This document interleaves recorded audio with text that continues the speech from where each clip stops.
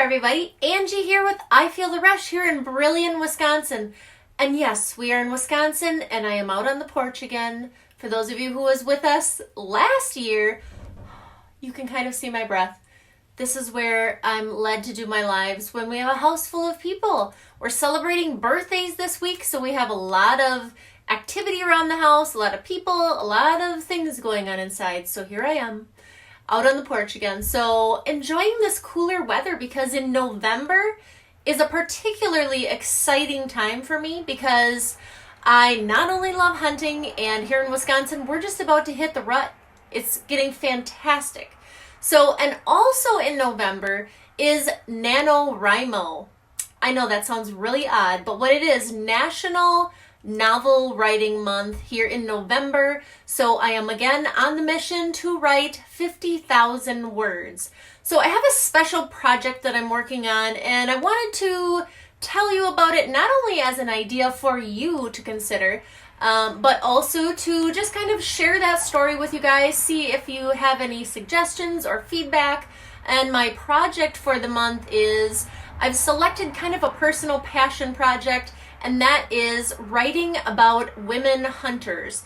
I want to use this opportunity to write a story about, hey, how's it going, Angel? So glad you joined me. Thank you for joining.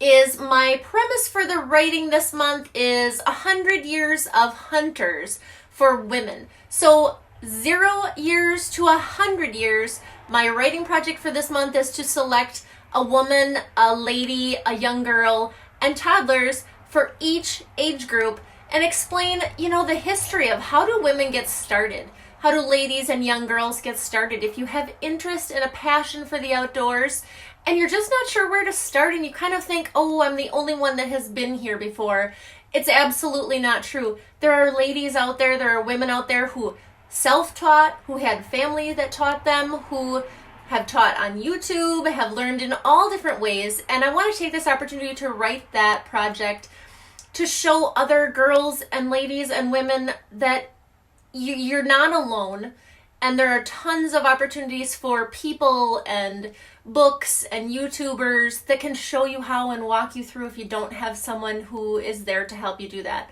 So I can't believe how much you can see my breath.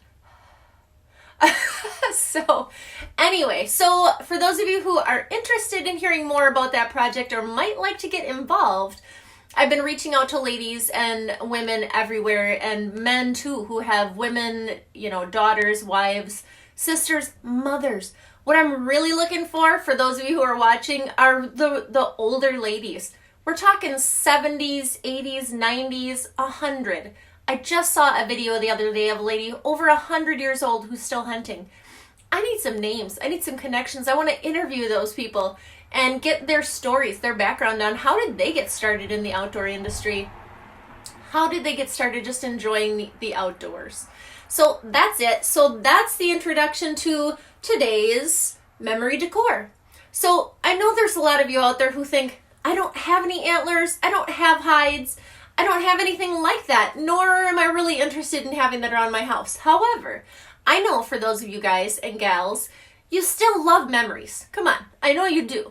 So since I was doing this writing this month, and since I know not everyone loves to have antlers hanging in their house, I wanted to show you a very easy way that you too can have memory decor, but just in a little different way. So this is a little journal that I've created, that I've made. And basically what I wanted to show you guys today is it's so simple. You don't have to go out and buy a super expensive journal. And I'm going to preface this by saying you can do it right on your phone. I use my notes on my phone all the time to either type in memories while I'm up in the tree stand, while I'm anywhere. You can always use your notes and go back to those later. And if you want to know more, please reach out to me on how I kind of do my writing and collect all that information and put it all together. Or for those of you who like to do it the good old-fashioned paper method, which I like to do as well. I like to do both. I just take one of these books that I got from the dollar store, $1, and I took some Outdoorsy paper. For this one, I made it kind of a duck hunting theme, and I covered it. And then on the inside, I'm just going to keep notes. Actually, on the inside, I made a pocket so I can keep my tags. My old tags, I love to keep my old tags. So this is a bigger size, and then I've got this middle size. All I did was, again, I'll slip this off of here. I made a little wrap that goes around it. This also is from the dollar store. It's just one of those notepads that goes up like this. If you want to keep it in the kitchen, when you get home, you're having some coffee, remembering the day, the adventures. How many animals did you see out there? Maybe you didn't see any deer. It's okay. I have those days too. A lot of them. That you want to just keep some notes. What did you see today? You know what? And just keep track of the season maybe on the inside. And I took one piece of scrapbook paper that has these deer on it. And I basically just cut it the long way. And I'll have another video where I go more in detail on this. But this is just one piece of scrap paper. And all we did was wrap it around the front and the back of this notepad. Super, super simple. You can do this with double stick tape. You can do it with a little bit of light glue. I'll show you some smaller ones. This little one, isn't this cute? Looks like birch bark. I have a low network connection, it says, so hopefully you guys are good. We put a little wrap around this little dollar store notepad. Isn't that cute? And then you could tuck it in the pocket of your hunting backpack. You could tuck this one in your pocket of your hunting jacket or a hunting shirt. Whatever you wear, be super simple. That. So we've got 3 different sizes, and you don't have to get fancy. You don't even have to decorate it. I just decorated these because they kind of make me think outdoors. You know, when I see it, I think, ooh, what kind of adventures did I have in the outdoors today? So we've got a little one, a medium one, and a big one. So you might want to make all 3 or have all 3 sizes on hand depending on where you are. Are you at work or in the house? You can have this one. You could have this one in your truck. You could have this one in your pocket.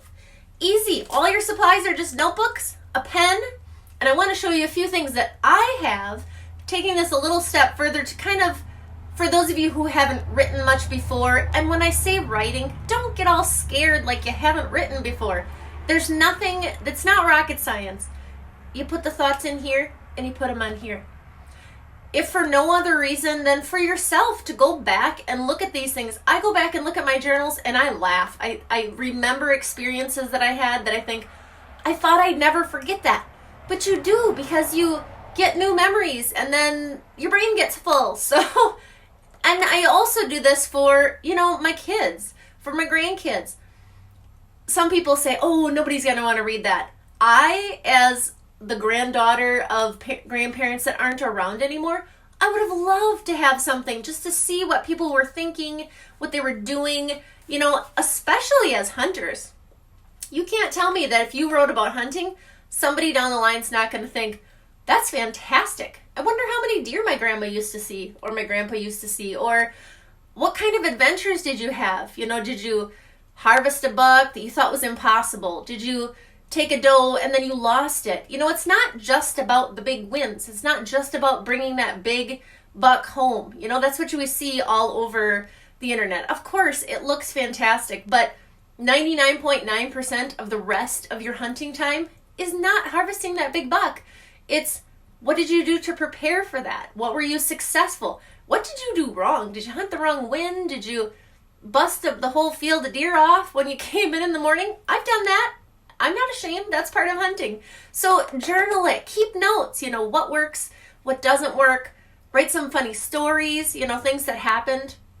So along with this, what I like to do, if you're not, you know, somebody who's done some writing before, what I do to kind of prepare for that is I like to write in the morning.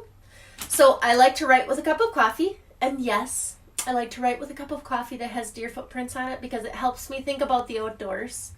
Call me crazy. I'll do whatever it takes.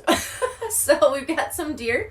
And then along with that, I also use this little coaster. Angel, this looks familiar to you probably. I use this little coaster. It says, follow your arrow. So not only does it kind of remind me of hunting, obviously, but it reminds me that my stories that I'm writing are my stories. So nothing that you're going to write will be anything that anyone has ever written, because you're unique and it's your story. So no one could tell that story.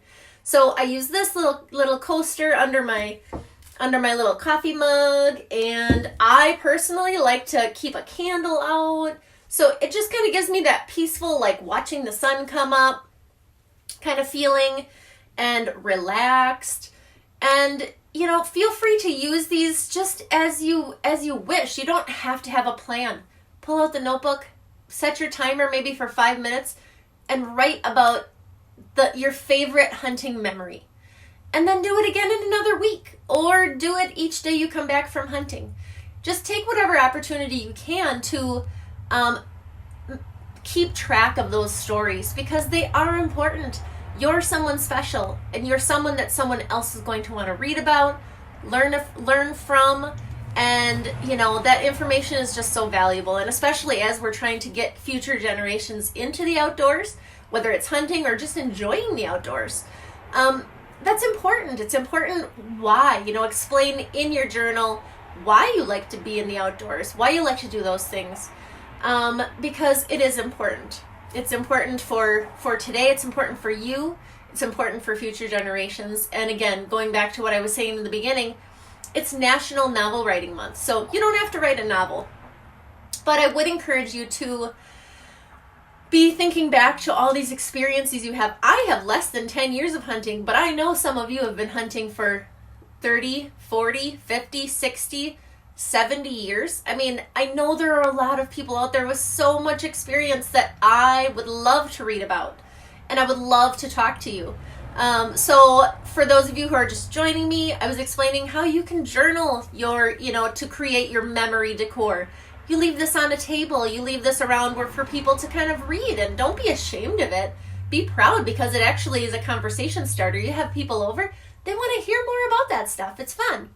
So if you're interested in hearing more about NaNoWriMo, National Novel Writing Month, or about my project of 100 years of ladies hunting, and how we can share all the information on how women from the past, women of today, have gotten started, tips, tricks, places you can go for more information, please send me a message. I would love to chat with you, and it's going to be an awesome project for the month. So that's it for tonight. It is journaling and recording your experiences, and if for no other reason than to have it in your home and have that be your memory decor. Because maybe you're not the antler hanging kind of people, but I know you have experiences, and even if they're not in the outdoors, explore your favorite experiences and write them down. Because believe me, life is full of adventures, and it isn't long before you kind of forget some of those, and you can look back and remember what awesome experiences that you've had and who you've shared those with. And we have a lot of good laughs over some crazy times when we look back at some of those stories. So again, join me here again next Thursday night, 8 p.m. Central, for more ideas on how you can create memory decor. Bring those experiences from the outdoors in. And I'd love to hear from you. Drop a comment in the messages below if you're joining in and you have any questions, or you'd like to hear more about how to get started journaling. We have some of these available. If you're just loving the outdoor theme, I can hook you up.